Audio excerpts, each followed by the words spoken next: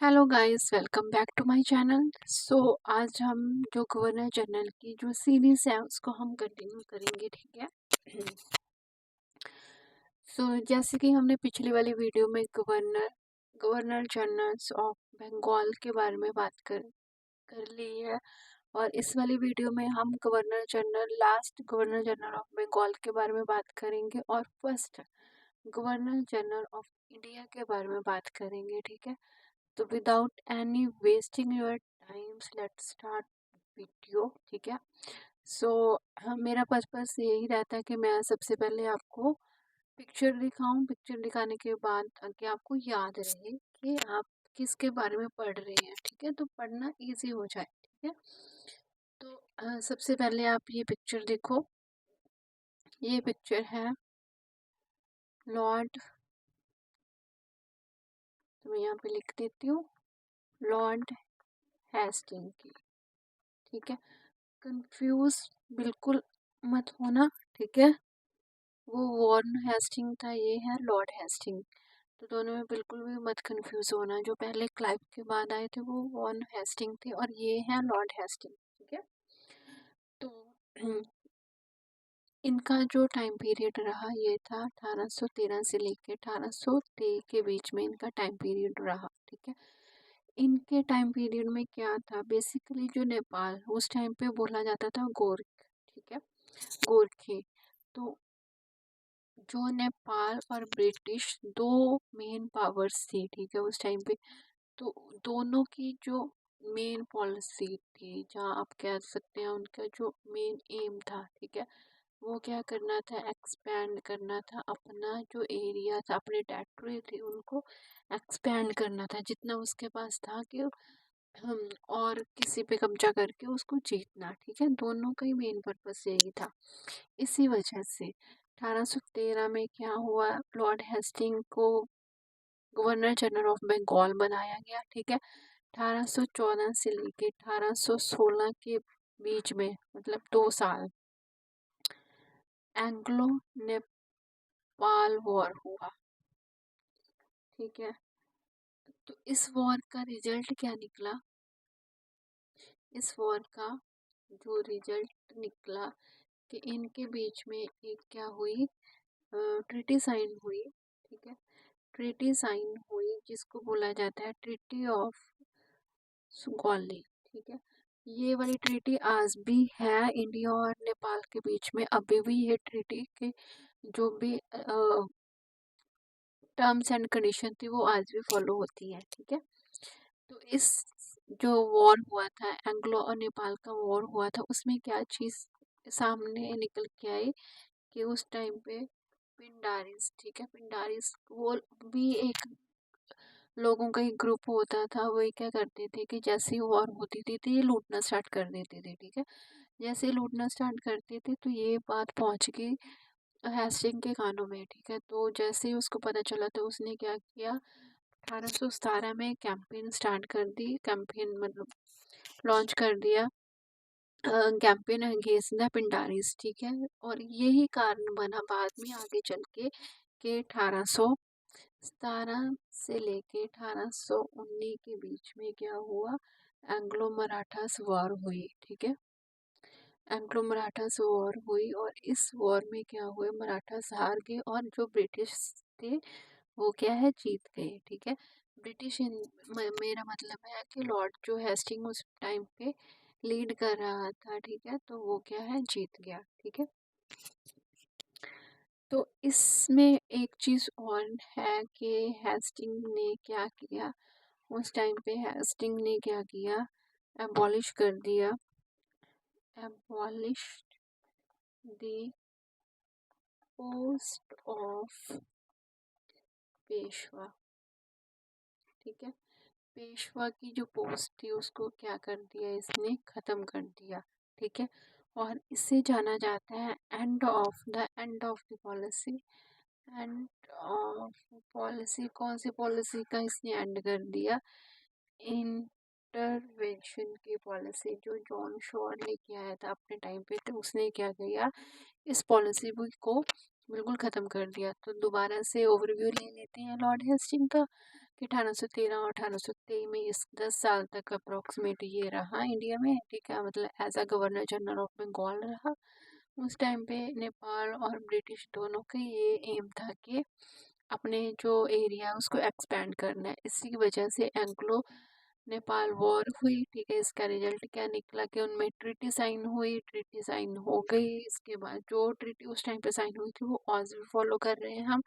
पिंडारिस निकल के आए, पिंडारिस के अगेंस्ट हेस्टिंग ने आवाज़ उठाई और इसके बाद उसने क्या किया, एंग्लो मराठा वॉर हुई और उसमें भी क्या है, हेस्टिंग जीत गया, ठीक है। तो इसने क्या किया, जीतने के बाद एबॉलिश कर दिया पोस्ट ऑफ पेशवा की जो पोस्ट थी, ठीक है, उसको बिल्कुल ख़त्म कर दिया और एंड कर दिया पॉलिसी ऑफ द इंटरवेंशन की पॉलिसी जो क्या जॉन शोर्स ने अब बनाई थी और इसने क्या कर दिया, उसको ख़त्म कर दिया, ठीक है। तो नेक्स्ट आप पहले इसकी पिक्चर देखो, फिर मैं आपको बताती हूँ ये कौन है। ये है लॉर्ड एमहर्स्ट, ठीक है। इनका कार्यकाल क्या रहा, अगस्त 1823 से लेके मार्च 1828, ठीक है। ये इसका टाइम पीरियड रहा।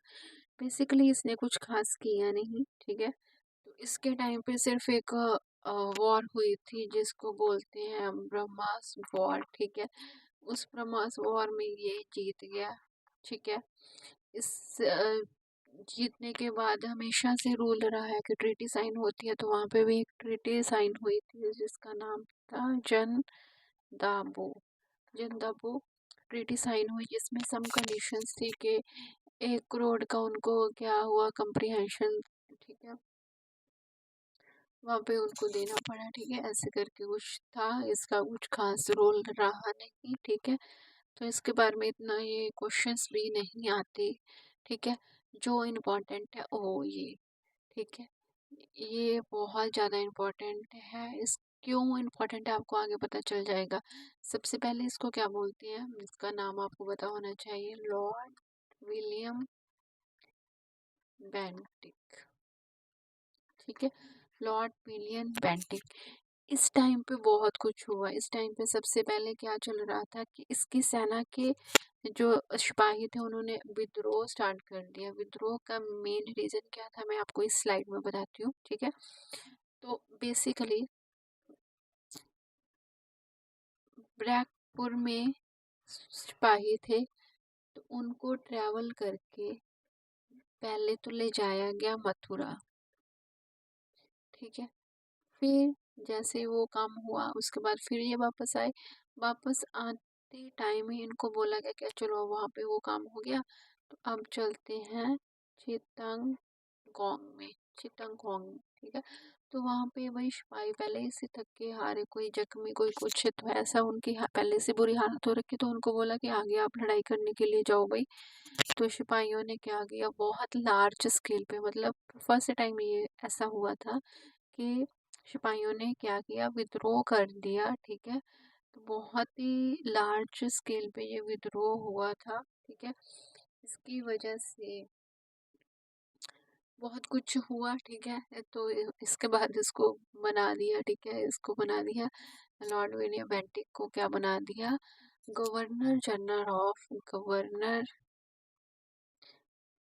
General of Bengal. अभी बंगाल का ही चल रहा है, ठीक है।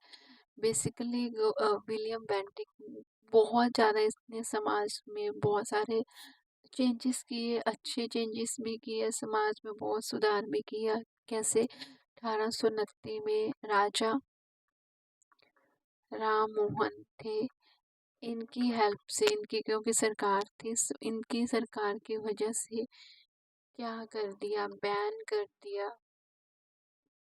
कर दिया दी सती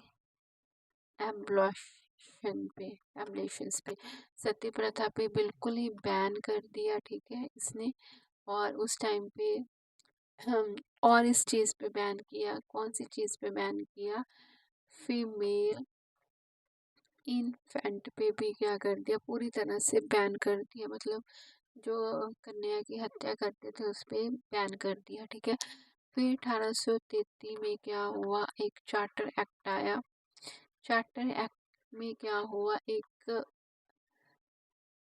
न्यू पोस्ट को क्रिएट किया गया। ठीक है, न्यू पोस्ट क्रिएट की गई। वो पोस्ट कौन सी थी, गवर्नर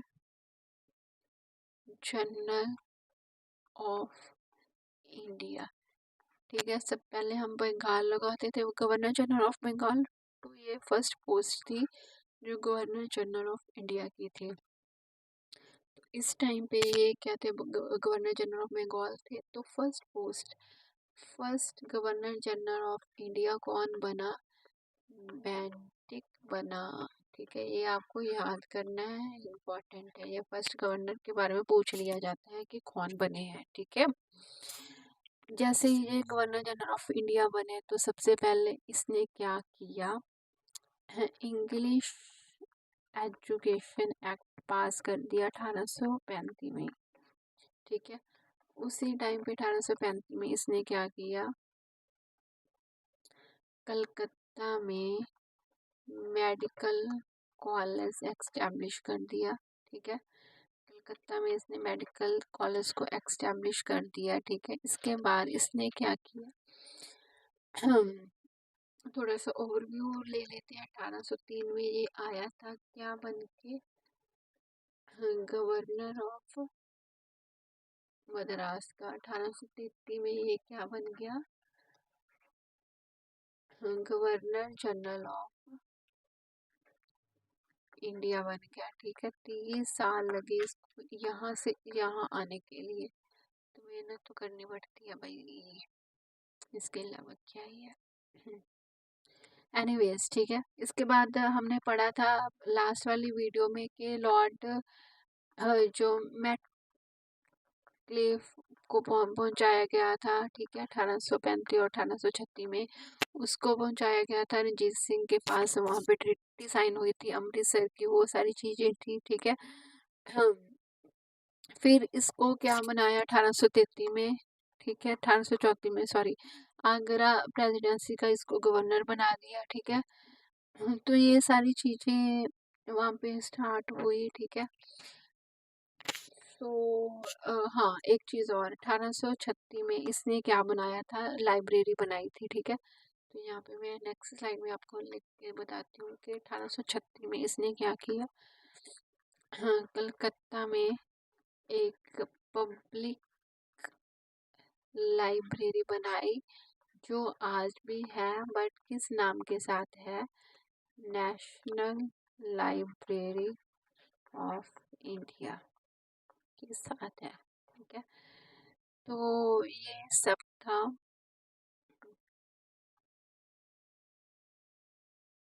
ये सब था विलियम बेंटिक के बारे में। आई होप सो आपको मेरी वीडियो अच्छी लगी होगी। अगर अच्छी लगी है तो please like, share, subscribe and please comment करना मत भूलना।